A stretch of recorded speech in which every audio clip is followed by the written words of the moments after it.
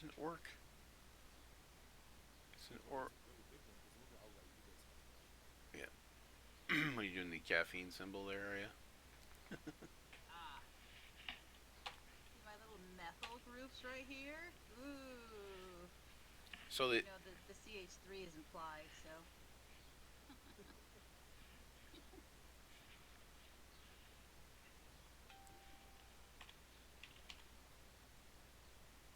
so I mean, I already did the one thing, so I can't go back now. You did the one thing. Yeah, I did.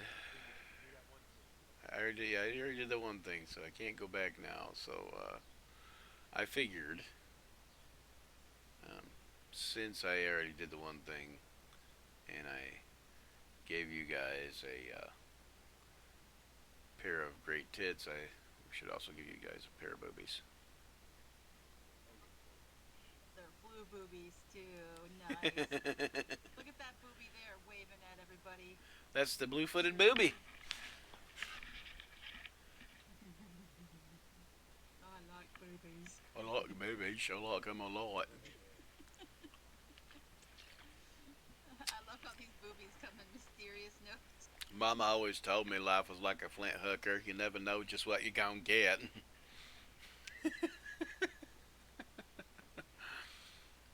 All right, so Oh, Flint.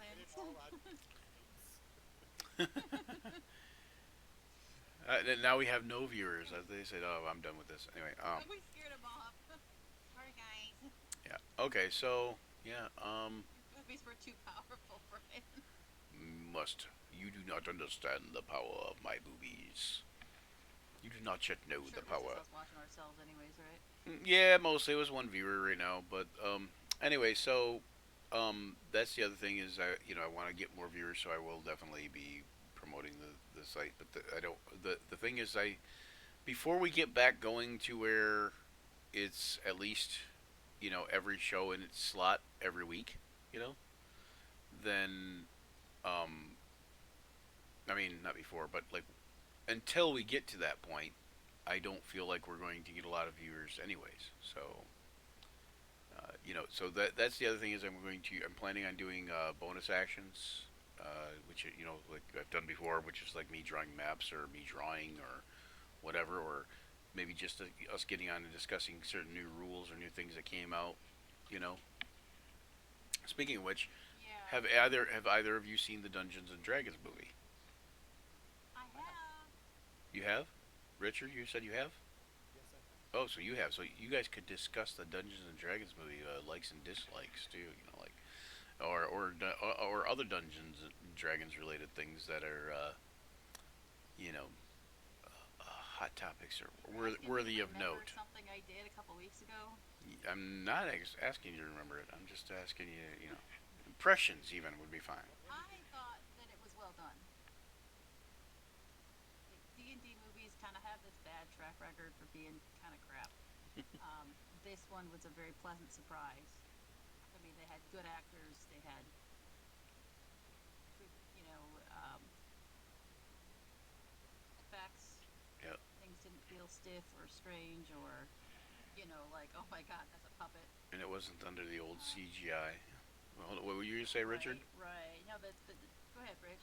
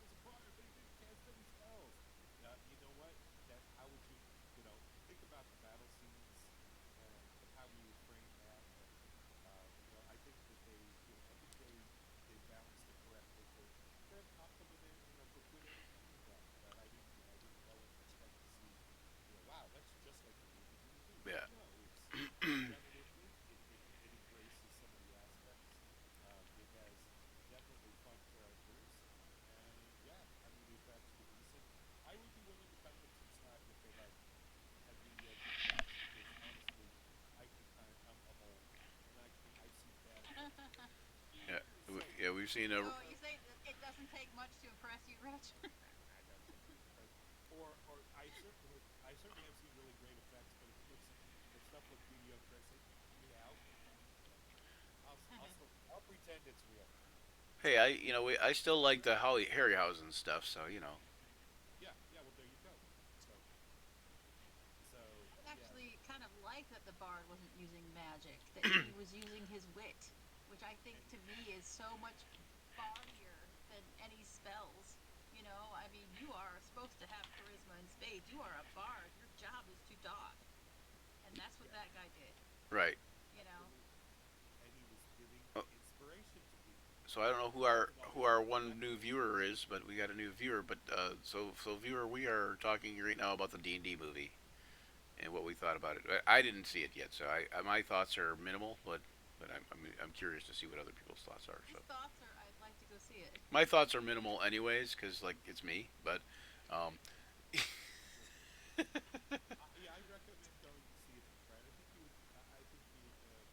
I think you'd have fun. and just for the record, if somebody in my game was playing and they could turn into a challenge 3 creature, um, I would definitely let them turn into an owl bear versus a regular bear. And if not, I could create a statted challenge 2 or lower owl bear for them to turn into because it's kind of the rule of cool and fun over format type of thing in my opinion. Like it's really like how much of if you think about that combat that was in the movie, and I didn't, like I said, I didn't see the movie, but if you think about that It's combat, and really good. right, yeah, if you think about that combat that was in the movie, how much really changed because it was an owl bear. First of all, owl bears can't fly, so it's not like she flew away and took somebody into the sky, as an owl bear. No, she did bear things in owl bear form. What she did, she used slam attacks. Yeah. So, but that's a bear thing. Yeah, no, yeah. I like the Hulk versus Loki feel to that thing. Oh yeah, yeah, Vote, yeah, vote, vote, vote. Yeah, yeah. yeah, yeah. So, Yeah, but that was good. either way, it was kind of cool. If in my game, I generally tend to say, hey, you know what? If somebody wants to reskin something and we can make it work, I don't see any reason why if it's not going to be game breaking, why is it you know not possible? It's a it's a fantasy realm. My suspension of disbelief ended when I could believe that somebody could cast fireball. Like that it Well, ultimately, you're going to want your players playing characters they want to play because it's going to make them better players. They're going to enjoy themselves more. And there's a way to do that, like you said, reskinning something so you can still stay within the rules. Things are still balanced, but okay, fine then. You look like a blue dragon, whatever you want to be. what if I did for like when sessions like this when other players can't show up or whatever like that if something happens, because life happens when you're playing real D&D, and that's kind of one of the things that I wanted our Action Surge stream to reflect is that we're playing like D&D like a lot of other people would play it, like just like at your home or at a friend's house or at a gaming store or whatever. You just you show up. Some people don't make it, some people do, whatever, but you're just going and having fun. You're not doing it because you Yeah. want to be this stream.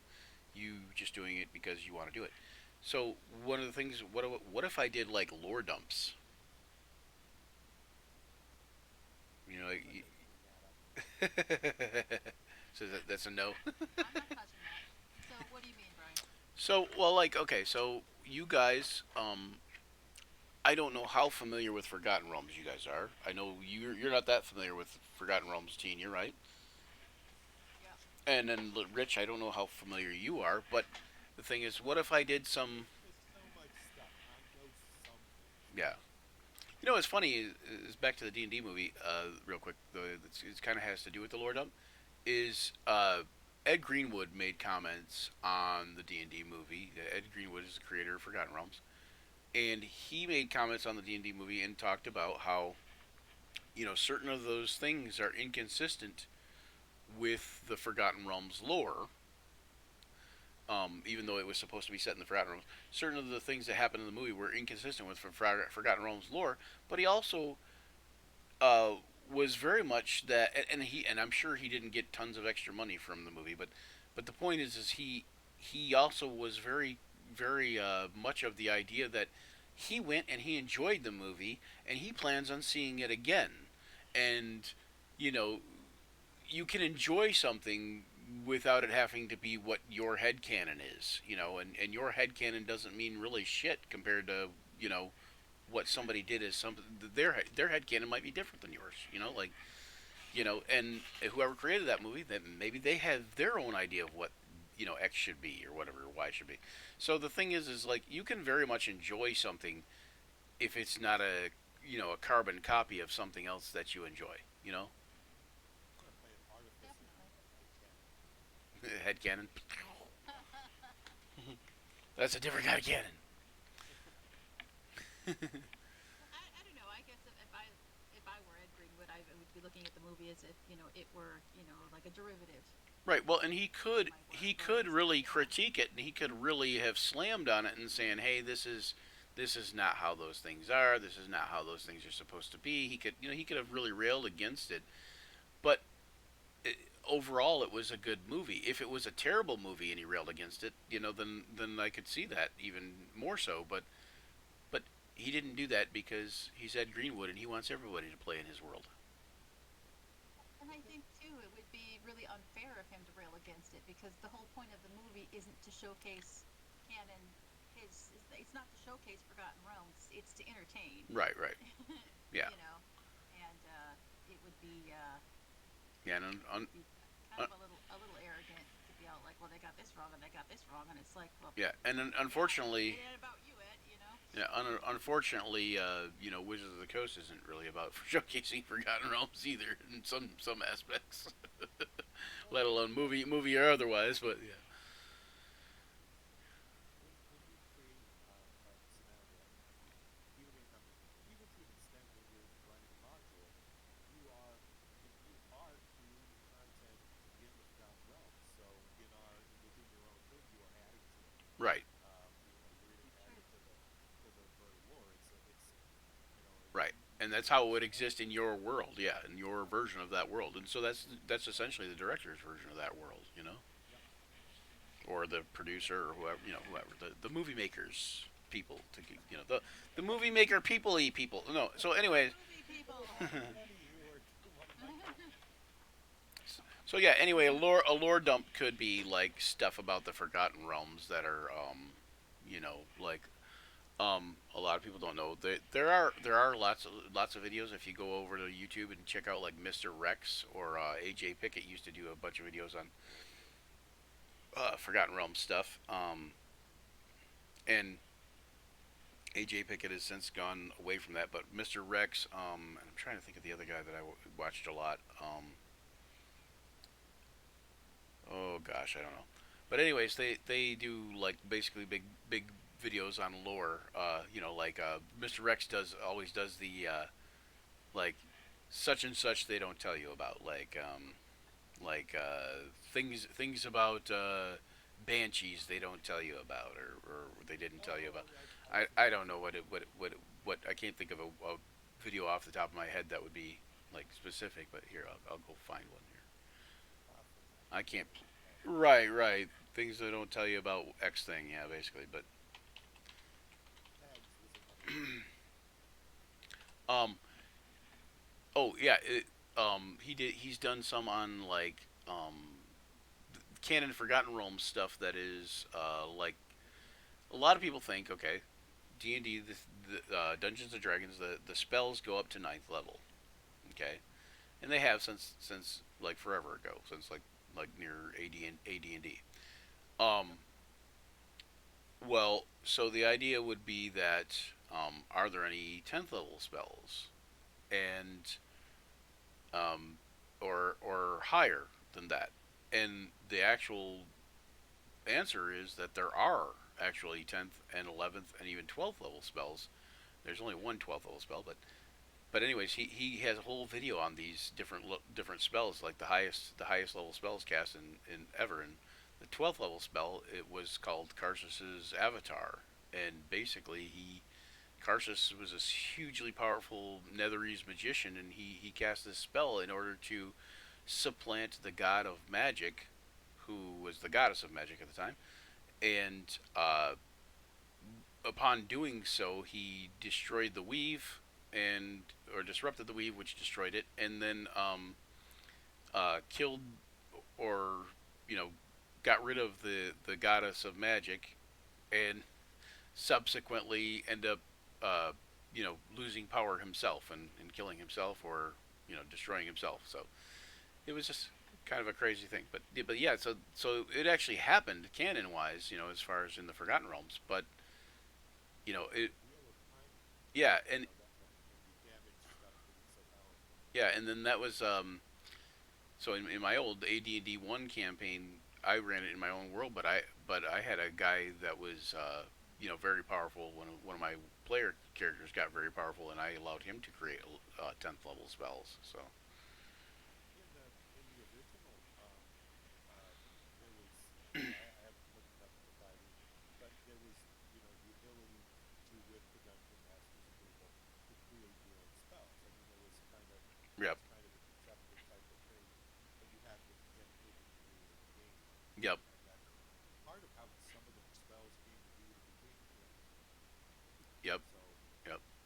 you And I, know, I the and I allow it's and I allow that too. Like I allow a lot of the stuff that was in older editions. I allow in current editions, and like I kind of feel like 5e has definitely streamlined, cut away a lot of the fat of some of the older editions, but I also allow some of that, back in the stuff that I think it makes it fun and cool, and makes it more fun and cool for players, like and then I also try to go what I feel is, I know it's common sense is a weird word, um but quasi common sense compared to actuality. So game mechanics wise, a water elemental is a creature. Okay. Um, and it may be made of water, but according to game mechanics wise, Jeremy Crawford, Wizards of the Coast type of thing, it is not water. You know. So that was weird. Anyway, so it is not water, so you can't use things like create or destroy water. Well, in older editions, you could because it was considered to be water. Um, so I allow that still. Destroy water would still do damage to a water elemental in my campaigns. Create water would still heal a water elemental in my campaigns. So it's just something like whenever I feel it's like, hey, this seems like it'd be right and seems like it'd be cool, I kind of try to implement that into my campaigns. Like game mechanics wise, by raw, you cannot take a torch, cast create bonfire, and light that torch in the bonfire while you're holding it, because items that are held or uh, worn cannot catch fire from create bonfire. Well, so you're holding a torch. I mean, it's an item that's held or worn. You can't catch fire on the create bonfire. So, You have to set it so you down have to in set the it fire. down. Yeah, you have to set the end down in the bonfire, and then you can pick it back up, and then it'll be lit. It's like, but that doesn't make any kind of sense to me. It's like, it's magic, man. It can do it. Let's do it. And and let create bonfire is a cantrip, right? And so is like prestidigitation and thaumaturgy, and you can like light a torch. I think with one of those two, maybe both of them, but you can light a torch with one of those two just by using that cantrip. So why can't you do it with a whole ass bonfire that would actually damage you if you stood too close to it too long? That makes What sense. what do you think about this, Leah? What do I you think think I need about more it? coffee. You think so? Yeah. Well, he's going You back. was up all night, okay? The What do I yeah. think about this? Lighting torches, that's for the servants. Here, what we'll do? I have an I need to idea. light my own torch. I mean, I thought things used to be a little bit more chaotic back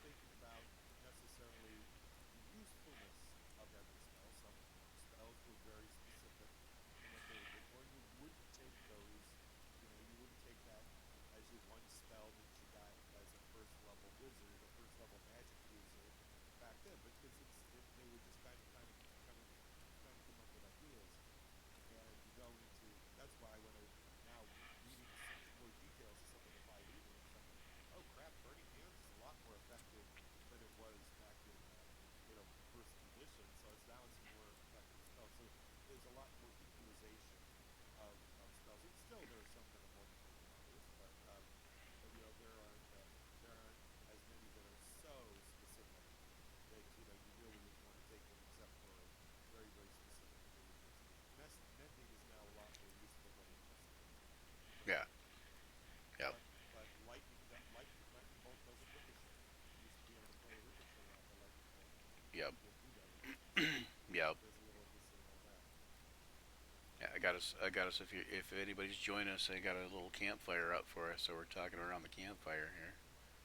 I mean, I forgot that, and I was just playing good old fashioned Baldur's Gate 2, Shadows of Amn, and all the freaking wizards, NPC wizards, they're always bouncing their lightning bolts around all over Oh the yeah. place, Oh yeah.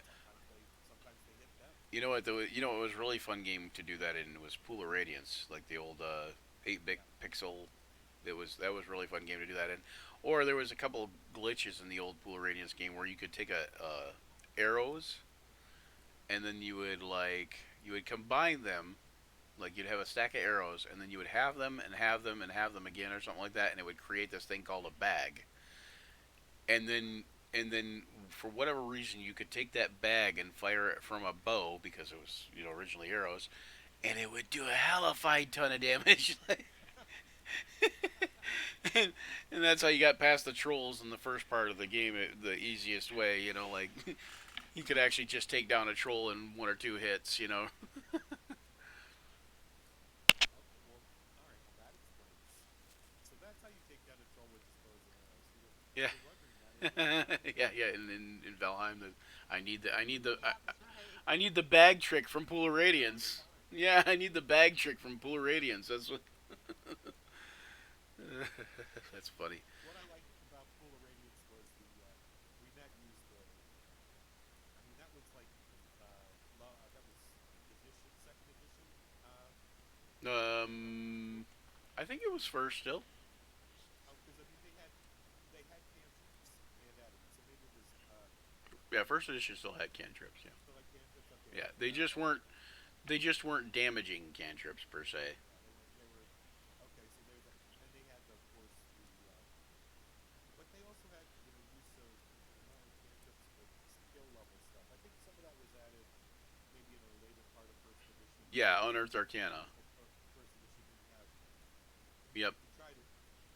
you could try anything Yeah. with it, but you didn't have specific Yeah, skill and there was like in Unearthed Arcana that added like the Cavalier, the Barbarian,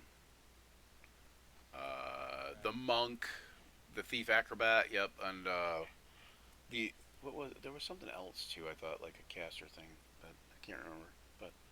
But yeah. Oh, the Bard maybe was the Bard. No, the Bard was in the first edition book. Okay, no, no but Well, in the bard was was in the player's handbook. But I mean, the monk. Oh, the druid. Okay, that's what it was. The druid in the Unearthed Arcana got expanded.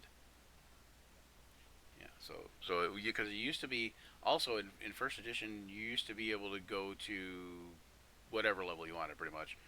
But a lot of people forget that. Like a lot of people forget that you could go past 20th level. Well, the Grand Hierophant or whatever was a 21st level druid, or something like that. So it's like, but yeah, and then Forgotten Realms, I think, gave Forgotten Realms Adventures might have given up to level 30. I can't remember. There was some books later that gave up that were second edition that gave up to level 30, but yeah, you could go as high as you wanted in first edition. Like there was literally an adventure that went up to level 100. Well, part of the thing depends just differently with the adventure types as well.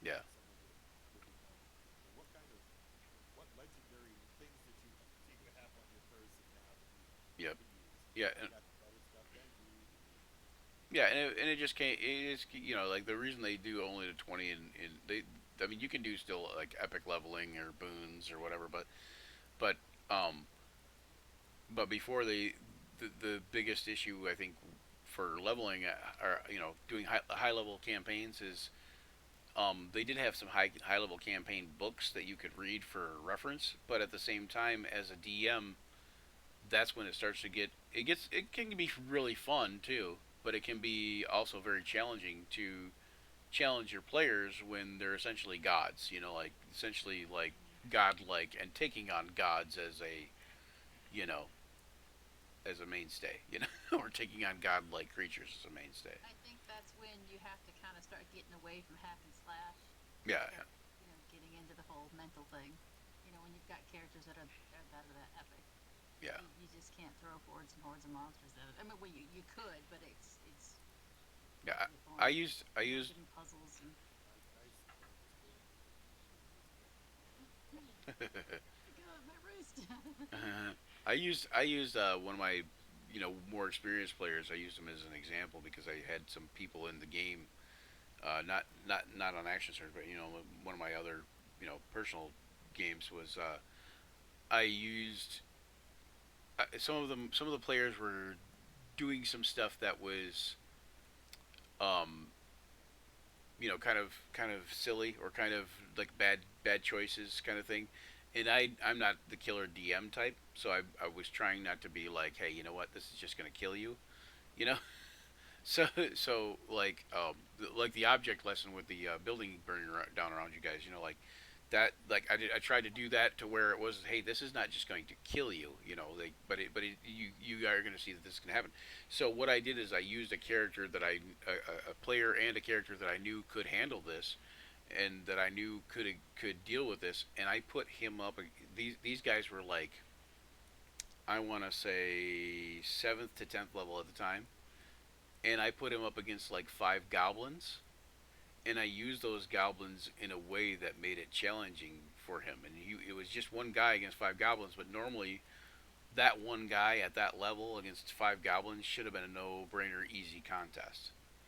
But I just made the goblins very tricky and tactful, and you know like goblins could sometimes be, and you know, and I used them as an example, and used him as an example of hey, you can't just assume, oh well, it's just a goblin or it's just an orc or it's just you know whatever, because you can kind of do that sometimes, but the problem comes in then is, what if this orc's a really high level, you know, mage, or what if this orc is, uh, Not a wolf. what if this orc is not super high level, but he's got a 24 intelligence for whatever reason, you know, or you know, what if he got a hold of a magic ball and this magic ball gives him a 24 intelligence or 24 wisdom or something, and so he can do all yeah, kinds of because if you crazy get on the stuff, you know? monster manual, it's just like your average goblin, right? There's Right, always going to be variants. There's always going to right. be like a really stupid one and a really smart one.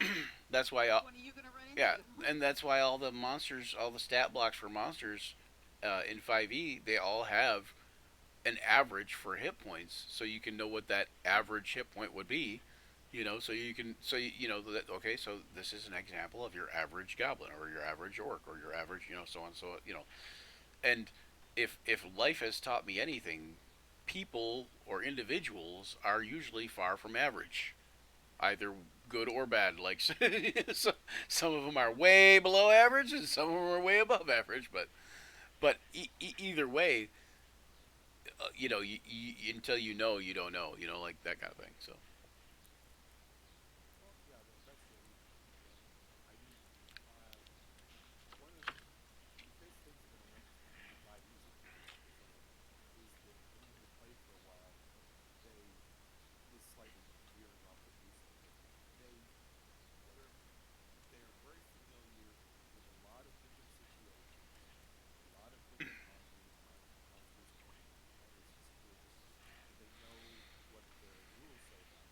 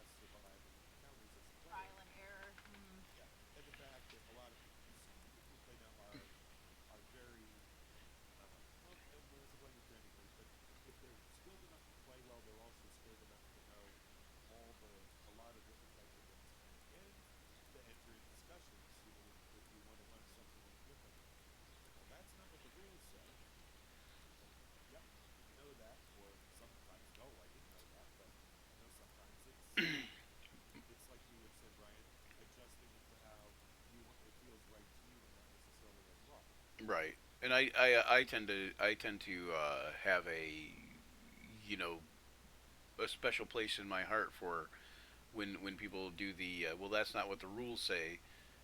I have a special place in my heart for, well, actually they do kind of say that, where they say the rules are guidelines and the DM is the final arbiter of those rules or guidelines. You know, like, yeah, yeah.